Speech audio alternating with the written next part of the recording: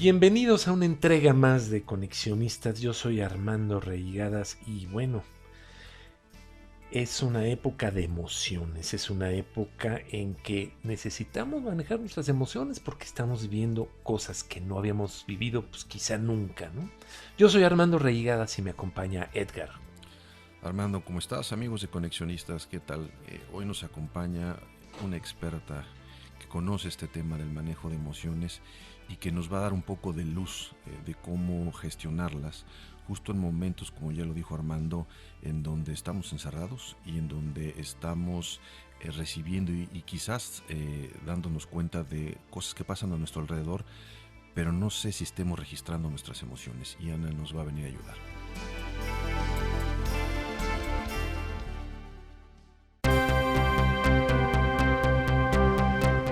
Una entrega más de los Conexionistas. Yo soy Armando Reigadas. Emociones en épocas de crisis. ¿Estás sintiendo enojo? ¿Estás sintiendo miedo? ¿Estás sintiendo tristeza? Pues créeme, muchísima gente está pasando por lo mismo y de eso vamos a platicar hoy con una experta en terapia familiar, en manejo de emociones y pues una abogada por la Ibero, una abogada que pues se ha enfocado mucho de su práctica a la cuestión de manejo de emociones. Edgar. Armando, hoy tenemos el gusto de conectar con Ana Ortiz Monasterio. Ella, como ya bien dijiste, en su trayectoria profesional nos va a comentar de este tema que empieza a aparecer y empieza a aparecer en la agenda de todos, porque en el momento que vemos las noticias quizás nos estamos dando cuenta de situaciones que personalmente no habíamos experimentado y que son estas emociones que están ahí, que salen y que quizás no han sido comentadas de manera profesional y que ya estaban ahí, que están presentes, y otras que se están generando y quizás nos deberían de preocupar o de llamar la atención para saber qué hacer con eso. Ana, muchas gracias por estar con Conexionistas. ¿Qué tal? ¿Cómo estás? Hola Edgar, Armando, hola a todos. Estoy muy bien aquí, pues queriendo compartir un poco de cómo estoy viendo desde la perspectiva del manejo de emociones. Gracias por la invitación. Ana, ¿qué nos podrías decir un poco de ti? ¿Cómo llegas a este tema? ¿Por qué te interesa desarrollarlo? ¿Por qué te interesa la práctica? Este enfoque que tú le das. Cuéntanos un poquito. Bueno, pues básicamente creo que surgió de una inquietud personal, ¿no? O sea, como muchas personas he tenido momentos en que el manejo de mis emociones ha sido, por decirlo menos, complicado. Y en algún momento decidí que quería entender cómo es que algo tan importante que desde Aristóteles ya se señalaba la importancia de incluir el manejo de emociones en la educación, y es algo que, pues como todos sabemos, no está incluido en la educación en nuestro país, al menos cuando lo está es muy marginal. Y pues mi inquietud iba como desde la formación de los niños, junto con los padres y los maestros, en este tema de manejo de emociones, que es algo como más concreto y más manejable que otros temas que tienen mucha relación, que lo nutren, como son la inteligencia emocional, la ciencia de la felicidad y una serie de estudios como más académicos que, si bien son importantes, son un poco más teóricos, por lo menos en el principio de su enfoque, ¿no? El manejo de emociones, pues creo que es una herramienta muy útil o un enfoque muy útil para enfrentarnos a cualquier situación en la vida. Y pues hoy en día evidentemente es mucho más importante porque efectivamente, como mencionabas, pues estamos sintiendo muchísimas cosas, ¿no? La incertidumbre que estamos enfrentando, que es muy grande. Algunas personas están perdiendo su trabajo, entonces tienen una incertidumbre acentuada por qué va a pasar con su economía familiar. El miedo de que algunos lo están viviendo como ansiedad, ¿no? De todo esto que está sucediendo en el mundo. Y la tristeza, ¿no? De ver que ocurren tantas cosas pues, muy dramáticas y tener muy poco control sobre ellas, ¿no? Entonces, yo no llamaría de ninguna manera a controlar nuestras emociones, sino, como tú decías, a verlas, a reconocerlas y a hacer algo que sea bueno para nosotros y para los que nos rodean con ellas. Ana, aquí la situación, y yo lo veo desde el punto de vista de mis antecedentes profesionales, pues es que prendes la tele, pones el radio, te metes a redes sociales, pones los sitios de internet enfocados en noticias, los sistemas de mensajes, el WhatsApp, vaya, es una marea, es un tsunami de noticias y de noticias terribles, ¿no? Tantos muertos, tantos contagiados, ya cerraron esto, ya cerraron el otro, Europa, Estados Unidos, Nueva York. Vaya, siento yo que estamos siendo rebasados a muchos sistemas. Y yo lo siento también muy o sea, siento en mi interior, ¿no? Empiezo a sentir miedo, a sentir tristeza, a sentir una confusión. ¿Qué es? ¿Cómo podemos, como tú bien lo dices, cómo podemos hacer esta análisis de lo que está pasando en nuestro interior? ¿Tú qué recomendarías a una persona que se ve desbordada de esta manera por su entorno? ¿Qué es lo que debe de hacer? ¿Qué método? ¿Cómo debe aproximarse a esto? Bueno, creo que lo primero es justamente reconocer lo que estamos sintiendo, porque a veces las emociones se confunden. Por ejemplo, yo creo que una emoción muy presente hoy en día, por ejemplo, entre los jóvenes, es el enojo. Es un enojo de por qué tengo que estar encerrado, ¿no? Un hartazgo, una desesperación, frustración, que en realidad pues el enojo es una emoción muy útil porque nos ayuda a luchar cuando es necesario, ¿no? O a lograr el respeto mutuo en ciertas relaciones, ¿no? El enojo es importante, pero en este momento es una forma en que la tristeza y el miedo están saliendo, ¿no? Entonces, como que hay que tratar de conectarnos con lo que estamos sintiendo para empezar y entenderlo mejor. O sea, yo quiero hablar primero de 3 emociones básicas que solemos considerar negativas. El miedo, la tristeza y el enojo. Evidentemente, estas se expresan de muchísimas maneras distintas y es importante tener un lenguaje amplio que nos permita entender exactamente cómo es ese miedo, esa tristeza o ese enojo como emociones básicas, porque evidentemente mientras mejor lo comprendamos, mejor podemos manejarlo, expresarlo y manejarlo. Entonces, esta primera impresión de lo que estamos sintiendo a veces nos confunde un poco, ¿no? Y evidentemente las 3 emociones son válidas, o las 3 emociones básicas y todos sus derivados son válidas, y no son emociones negativas, como ya decía, son útiles.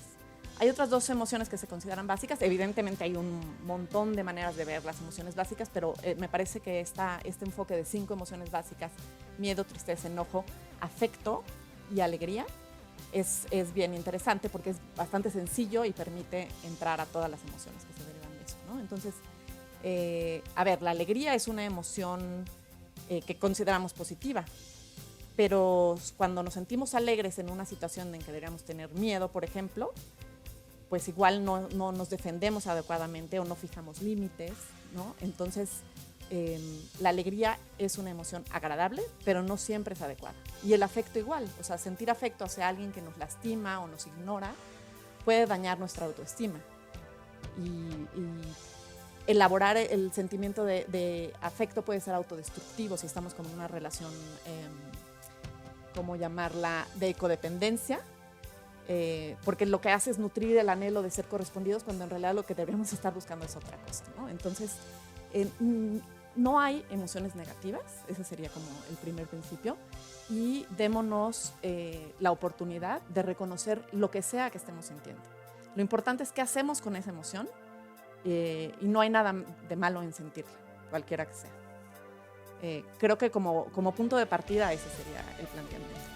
Y después pues hay muchas cosas, depende cuál sea la emoción que cada persona siente en cada momento, ¿no? Pero ¿cómo ves para empezar por ahí? Magnífico, porque me llama mucho la atención, ¿no? Primero que nada, dices que no son negativas. Y segundo dices que son útiles. Entonces, aquí yo estoy viendo ya la cuestión positiva en el sentido de que, pues, nos platiques por qué en un momento dado pueden ser útiles. Sí, a ver, el miedo. El miedo es importante porque al final de cuentas, o sea, es una emoción muy, muy primaria que es una emoción evolutiva, todas lo son de alguna manera, pero el miedo en particular pues tiene que ver con protegerse uno, proteger a las crías, tiene que ver con la sobrevivencia en un entorno, digamos, como el que vivía la humanidad hace muchísimos años, ¿no? Actualmente lo que te muestra es una necesidad de autocuidarte y de cuidar a otros. Entonces, es una emoción útil. Evidentemente, si, como tú dices, por ejemplo, estamos expuestos muchas horas del día a noticias que nos angustian y casi cerramos el Facebook o los periódicos 5 minutos antes de dormirnos, pues probablemente vamos a dormir muy mal y vamos a despertarnos angustiados, tal vez en medio de la noche o al día siguiente, ¿no? Entonces, el hecho de que no sea negativa por sí misma no quiere decir que hay que estarla alimentando. Lo que hay que hacer es reconocerla, entender a qué tenemos, qué nos ocasiona ese miedo y cómo lo podemos enfocar de una manera positiva, ¿no? Necesitamos poder reaccionar a tiempo ante peligros inminentes y prevenir cotidianamente riesgos potenciales. Para eso es el miedo. Entonces es una emoción útil. Y obviamente la tristeza y el enojo tienen otra utilidad, cada una, pero sí creo que algo que a veces nos dificulta reconocer nuestras emociones es pues las ideas que tenemos sobre ellas, sobre que son negativas. Por ejemplo, la tristeza. Muchas veces creo que con estas ideas de masculinidad, a los hombres les cuesta mucho más expresar su tristeza, ¿no? O sea, por ejemplo, estos dichos, los chicos no lloran o los hombres no lloran, ¿no? Y pues la tristeza es muy importante, nos muestra que nos tenemos que retirar hacia nosotros mismos, nos muestra una necesidad de reflexionar. Y si no hacemos eso, pues lo único que estamos haciendo es que esté encapsulado algo ahí que probablemente va a salir como enojo o como ansiedad, ¿no? Como trastornos así ya pánico, ¿no? Sí. Y entonces, evidentemente, lo que acaba haciendo, si no lo reconocemos, es que nos hace más daño. Carl Jung decía algo así como: lo que negamos nos somete y lo que aceptamos nos transforma. Entonces, el reconocimiento pasa por quitarles estas etiquetas de negatividad a ciertas emociones. Ana, quiero preguntarte algo para que me des luz y sobre todo para ayudarme a educar mis preguntas y mi narrativa. Fíjate que he estado participando en conversaciones y yo creo que todos estamos participando ahora más en conversaciones y videos con grupos de empresarios principalmente ubicados en Monterrey y en Guadalajara, en la Ciudad de México. Y me están comentando que lo que les están pidiendo sus empleados y sus áreas de recursos humanos es dar soporte a sus empleados de manera emocional, además de aclarar este tema de la zozobra, de si va a haber empleo, ¿no?, etcétera. Y la respuesta casi de todos de ellos en estas conversaciones cálidas ha sido: híjole, es que se me están poniendo muy sentimentales, ¿no? Como si fuera algo negativo, como si fuera, pues, aguántense todos porque a todos nos toca. La verdad es que no es mi tema, no soy experto, pero quisiera yo por lo menos darles una guía para decir: a ver, tranquilos, yo particularmente no entiendo la diferencia entre el sentimiento y la emoción. ¿Dónde está esa línea que los separa? ¿Qué nos puedes comentar? Bueno, de entrada lo que pienso es que también es una reacción que se entiende muy bien, porque como tú decías, pues igual uno no tiene las herramientas para lidiar con tantos sentimientos que están surgiendo en estos momentos, pues en un contexto de trabajo, ¿no? Por ejemplo, en una empresa. Entonces, digo, o sea, también se entiende que acabe calificándose como algo negativo o por lo menos algo preocupante, ¿no? Pero pues es lógico que toda la gente está con las emociones a flor de piel. Claro. Y estas emociones y su relación con los sentimientos, pues sí se suele distinguir como el sentimiento como algo más elaborado. Hay una autora que creo que si a alguien le interesa se puede leer, Miriam Muñoz Polit, que ha trabajado mucho sobre el tema de las emociones y definitivamente hay una parte emocional que tiene como una relación muy concreta con nuestro cuerpo y con las reacciones físicas que tenemos ante los incidentes o sucesos.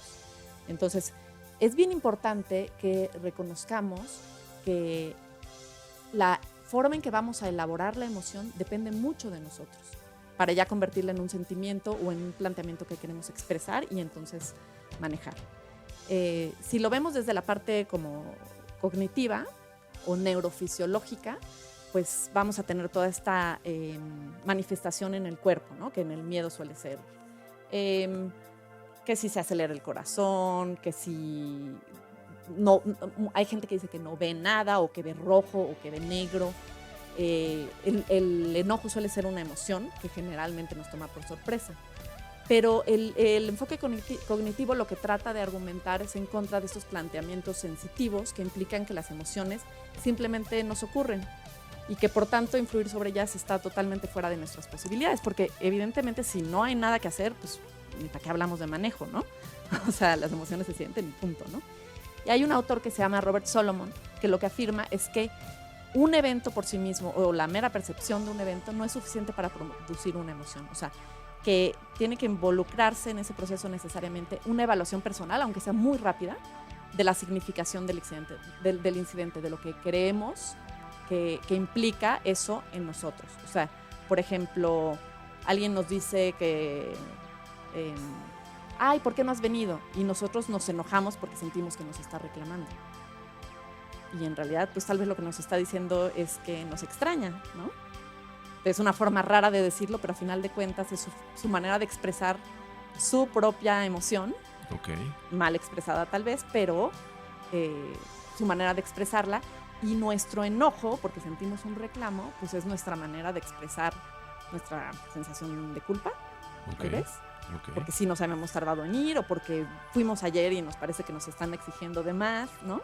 Entonces, digamos, el sentimiento sería ya una elaboración de todo esto y eso, por ejemplo, se vería en no lo hablamos con la persona. En vez de decir, ay, estoy sintiendo como que no te parece suficiente lo que vengo, estoy viniendo lo que puedo y tratar como de entenderse.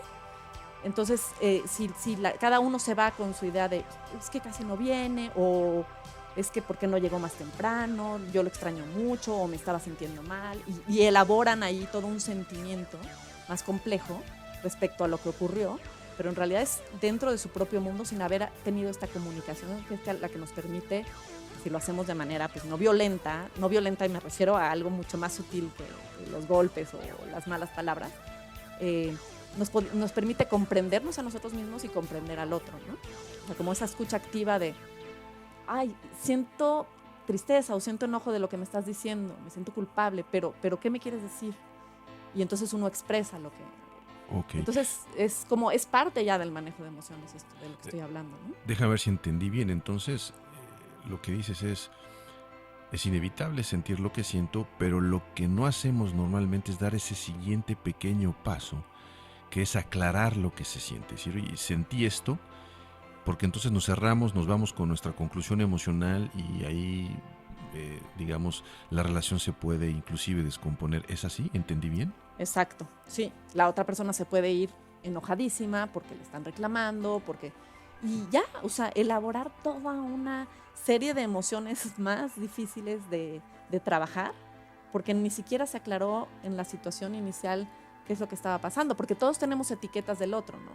El que se tarda en venir, el que no viene, o el que me reclama, la que me reclama, ¿no?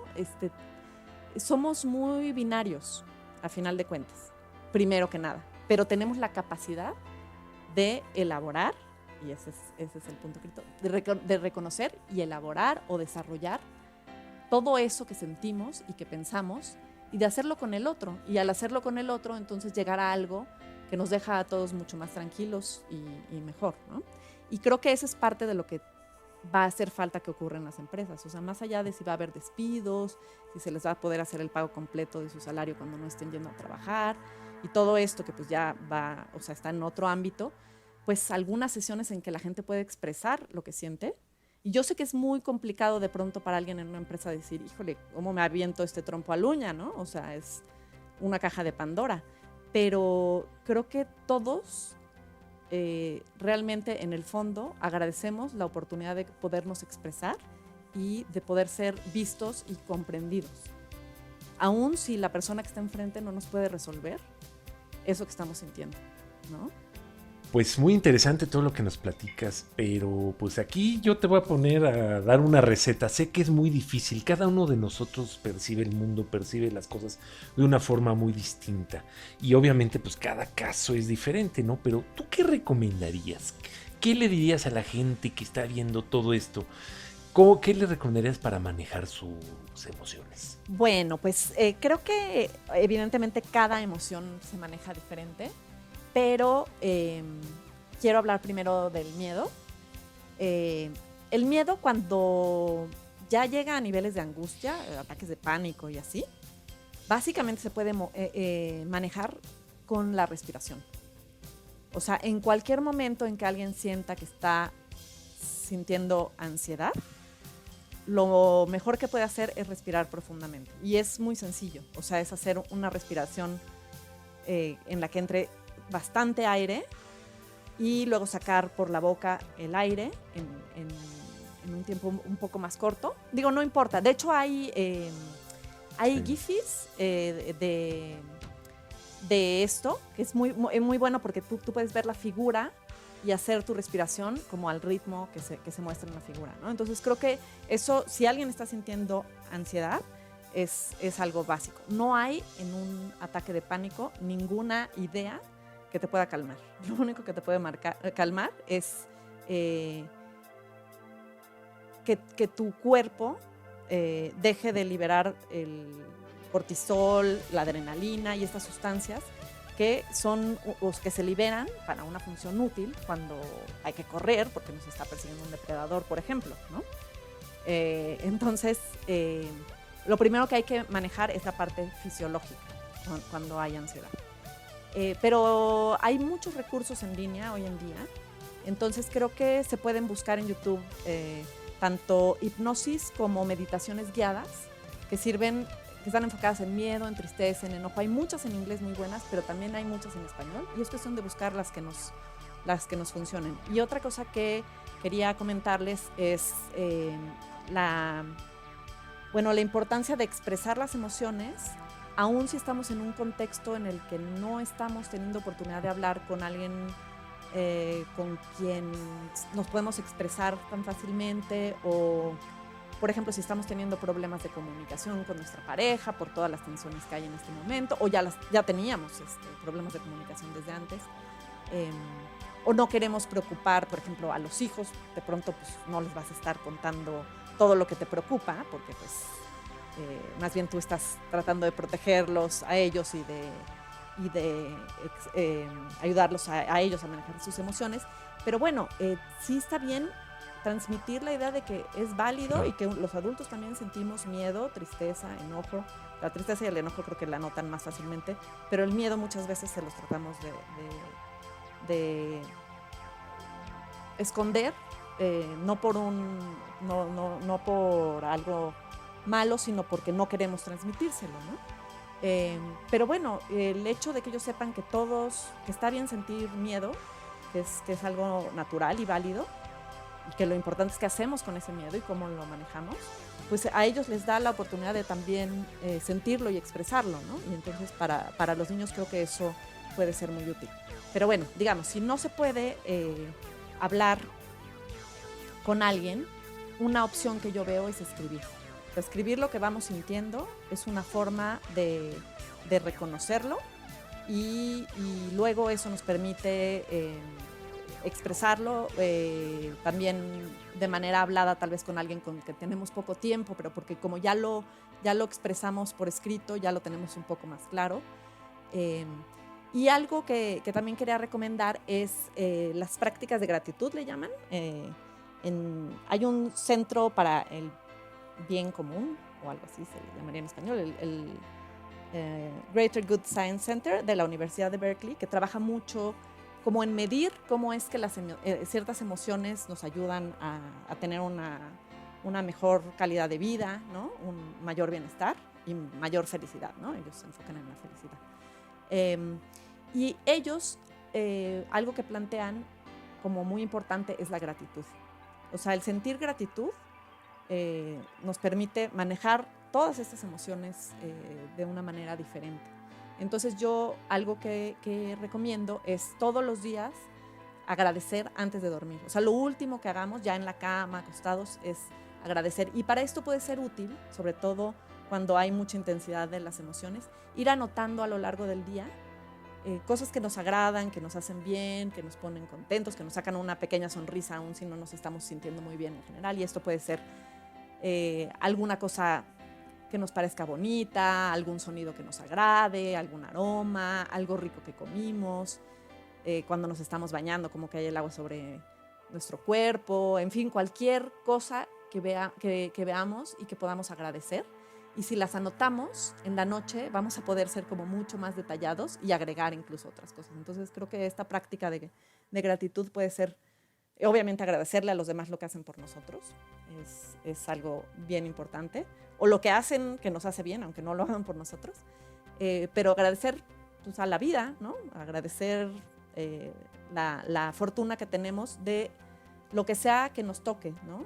O sea, cada circunstancia es distinta y algunas circunstancias son más difíciles que otras, pero a final de cuentas todos tenemos algo que agradecer y eso nos hace bien. Agradecer nos hace bien. Oye, Ana, déjame hacer un poco de escenarios y de futurear. Lo que viene, me parece, va a tener una agenda dominantemente económica. Es decir, ya una vez saliendo de este tema de salud y de las angustias y sentimientos de miedo, etcétera, que genera la posibilidad de contraer el virus, pues ahora viene la del empleo, la del desempleo, ¿no? La de la recuperación económica. Y entonces todo, o la gran mayoría de la temática va a estar enfocada ahí. Y en el caso de México, los actores más importantes van a ser la pequeña y la mediana empresa. Y me preocupa que este tema se vuelva a desaparecer, que deje de importar, porque pues como ya entendimos que nuestro trabajo es recuperar la normalidad, pues entonces pues ponte a trabajar, ¿no? No hay de otra. Y yo creo que no, yo creo que esto que nos estás comentando, justamente el poder manejar nuestras emociones va a ser mucho más importante que nunca. ¿Qué podemos hacer, Ana? ¿Qué recomiendas tú? Sobre todo para aquellos medianos y pequeños empresarios a los que les podríamos llevar este mensaje. ¿Qué pueden hacer ellos desde esa esfera de responsabilidad para que este tema siga estando presente y no se confunda o no se pierda con los temas que nos van a ocupar en un futuro, pues yo diría que inmediato?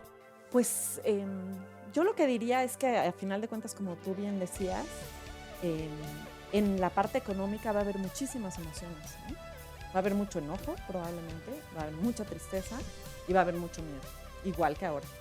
Y a final de cuentas en la vida siempre los hay, ¿no? Entonces creo que algo que es importante recordar es que esto no es un tema de coyuntura. Este es un tema tal vez en esta coyuntura o en esta situación en la que estamos aún más importante, pero no es un tema que sea relevante solo ahora.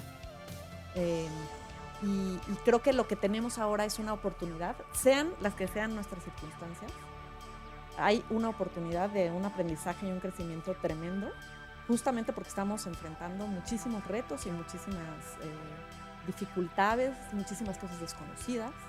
Nadie de los que estamos vivos habíamos vivido algo así. O sea, si la última pandemia fue la influenza española, pues han pasado más de 100 años. O sea, nadie estaba muy consciente, ni siquiera los más viejos, cuando eso ocurrió, ¿no? Entonces, todo es desconocido y creo que la crisis económica que viene también es hasta cierto punto desconocida por la generalización de los retos económicos. Incluso la gente que estaba en una situación más o menos acomodada va a estar enfrentando problemas. Entonces, algo que podemos hacer y que de hecho va a tener repercusiones positivas en nuestra creatividad, que nos permitirá encontrar maneras de encontrar medios de vida que puedan funcionar, y en nuestra productividad, cuando tengamos ya claro qué es lo que podemos hacer, es el manejo de nuestras emociones. Entonces creo que tal vez lo que podemos pensar es que este encierro, para los que nos estamos pudiendo encerrar, o este semiencierro para los que no se pueden encerrar porque tienen que estar trabajando en algo que nos beneficia a todos o porque tienen que ver cómo consiguen los alimentos para el día siguiente, para empezar. De todas maneras, a todos nos implica un mayor encierro y mayores retos dentro del hogar. Entonces, si nos damos espacio, ya sea solos o con nuestro compañero, con nuestra familia, de trabajar el miedo, la tristeza y el enojo, de expresarlo, de comprenderlo y de encontrar maneras de canalizarlo que nos hagan bien. Y lo hacemos, dicen que en 21 días se hace un hábito, ¿no? Entonces, si va a haber por lo menos 21 días de esta temporada extraña, creo que cuando lleguemos a la crisis económica posterior, ya sin tanto factor salud involucrado, pues vamos a estar mucho mejor preparados para ella y para salir adelante en esas circunstancias. Perfecto. Oye, me gustaría hacer una pregunta así de tipo profesional, más bien en este caso. Nosotros estamos acostumbrados a la situación de que, hombre, sobre todo, aguántese, ¿no? Ya pasó, ya estuvo, ahora échele ganitas y vamos a hacer las cosas, ¿no? Y creo yo que eso también se maneja a nivel general, ¿no? Comentabas ahorita de que difícilmente tenemos un caso como este o un caso que se le parezca, pero a mí me gustaría remitirme al caso del terremoto del 17. Tú como especialista, tú como persona que te dedicas a este tipo de terapias en particular, ¿sientes que la gente diga, no puedo, voy a acudir a un especialista? ¿Sí se incrementa en estos casos? Sí, o sea, evidentemente hay gente que se queda con estrés postraumático, ¿no? Después, por ejemplo, de temblor, como se vio en el 2017, pero no necesariamente buscan ayuda, ¿no? No necesariamente creen que necesitan ayuda o creen que algo les puede ayudar, alguna persona, ¿no? Entonces creo que lo que hay que hacer quienes somos terapeutas es hacernos lo más disponibles posible, ¿no? Que sea posible. Pero tú notaste, pues, en el caso específico del terremoto, ¿tú sí notaste algún incremento de gente buscando ayuda? ¿O vaya, sigue siendo lo mismo? Yo creo que sí hay un incremento, definitivamente, pero también creo que ahorita justamente las dificultades económicas están haciendo que mucha gente piense que tener terapia es un lujo, digamos, y que pues es uno de los gastos que hay que eliminar. Y bueno, si tienen ya como trabajadas muchas cosas, pues igual pueden aprovechar este tiempo para seguir desarrollando sus propios recursos, ¿no? Y para desarrollar su red de apoyo no terapéutico en forma, pero de amistades terapéuticas, digamos, por decirlo de alguna manera, o relaciones que les hacen bien.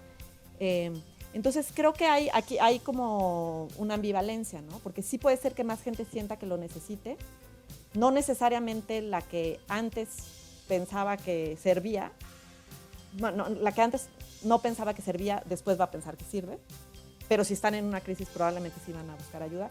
Pero el factor económico, si no hay terapia de muy bajo costo o gratuita disponible, pues va a ser evidentemente una barrera, ¿no?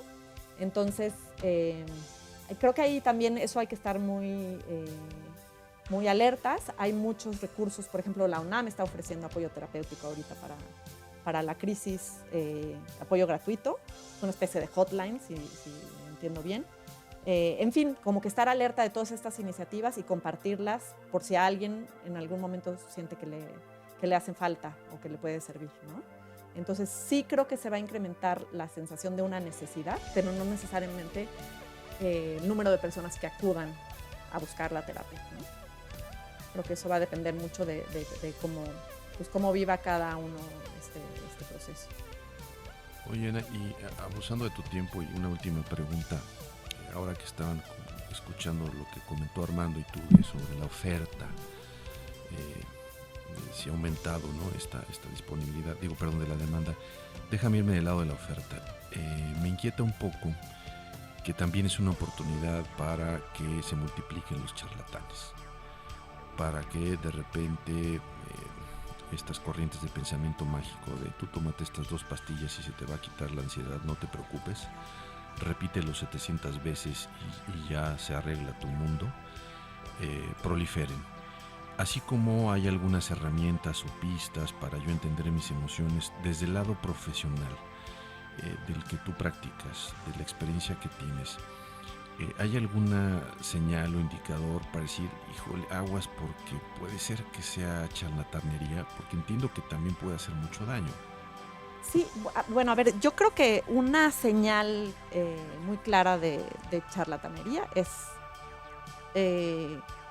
cuando una persona o organización empieza a cada vez sacarle más dinero a quienes acuden a ella. O sea, que de pronto empiezan con cosas gratuitas y luego ya empiezan a cobrar y luego cada vez pues eso es una señal de que pues, lo que estaban buscando originalmente era eso, ¿no? Ya. O sea, evidentemente es importante que la gente que tiene la posibilidad de pagar, pague, porque eso permite que haya tratamiento gratuito de bajo costo para quienes no pueden pagar. Uh-huh. Entonces, o sea, un poco tiene que ver con la situación de uno, esta disponibilidad para pagar. No necesariamente alguien que cobra es un charlatán, mucho menos. Pero digamos, cuando hay una tendencia clara a cada vez te saco más dinero o cada vez hago que me necesites más. Ok. Cualquier terapeuta que realmente esté buscando el bienestar de su paciente, lo que va a buscar es su autonomía. Okay. Y evidentemente puede ser que un proceso largo de terapia sea muy útil, porque uno tiene que trabajar muchísimas cosas. A final de cuentas, es un proceso. O sea, hay una frase de Carl Rogers que me gusta, pero que no la recuerdo exactamente, pero él decía que una buena vida es un proceso y no un estado. Okay. O sea, no es que la terapia que dura mucho tiempo sea charlatanería, pero si cada vez te hace más dependiente del profesionista o profesional que te está atendiendo, pues eso sí es una señal. O sea, lo importante es que en tu proceso cada vez vayas siendo más autónomo, ¿no? Y cada vez te vayas sintiendo más fuerte tú y que tu fortaleza dependa de ti mismo, ¿no? Creo que esa es otra señal. Nadie que te diga que él o ella tienen la solución de tus problemas, de tu vida, de lo que tú sientes. Tú eres el experto en tu vida. O sea, un terapeuta, desde mi perspectiva, sí, lo que busca es facilitar tu proceso de encontrar tus propias soluciones con tus propios recursos. Okay. ¿No? Y bueno, en cuanto a qué es y qué no es serio, pues es creo que muy subjetivo. Sí, y hay gente a la que pensar en los astros y la conjunción le hace mucho bien, ¿no? Y si te hace bien, es bueno. Okay. Si te empieza a generar más ansiedad, más tristeza, más dependencia, enojos contra otros, porque también hay mucho de eso, ¿no? Los que instigan a enojarse con otros, como si eso te fuera a hacer sentir mejor a ti. Y en realidad el enojo al que le hace daño es a ti mismo, ¿no? Uh-huh. Entonces creo que por ahí serían como algunos de los indicadores de que nos estamos encontrando con charlatanería. Con ¿no? algo que habrá que evitar. Ok, perfecto. Sí. Pues muy bien, Ana, de veras agradecemos muchísimo tu participación y sobre todo pues como que hicimos las preguntas, ¿no, Edgar? En el sentido de Exacto. que conocemos gente, pero a lo mejor lo sentimos nosotros de repente también. Entonces, pues agradecer mucho y sobre todo, ¿cómo te contactamos? ¿Cómo hacemos conexión contigo? ¿Qué redes sociales? ¿Dónde te podemos contactar?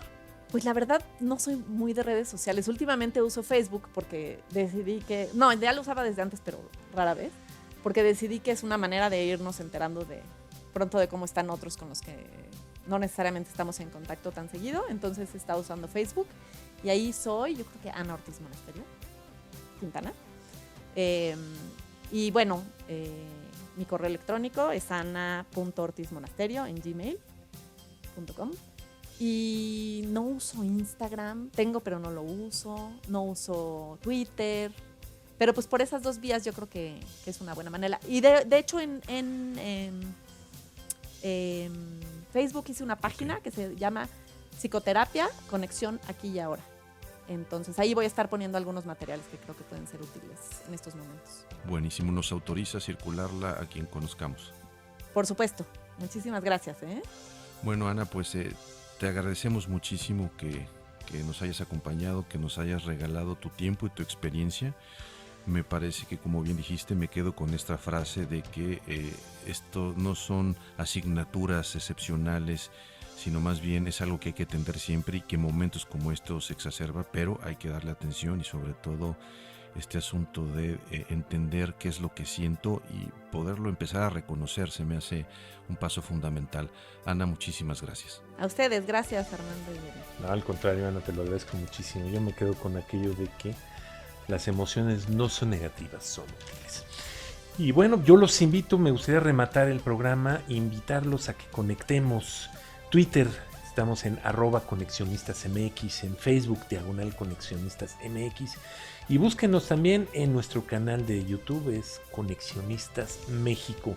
Spotify y iVoox, estamos en los dos, también podemos conectar desde ahí. Yo soy Armando Reigadas y esto fue Conexionistas.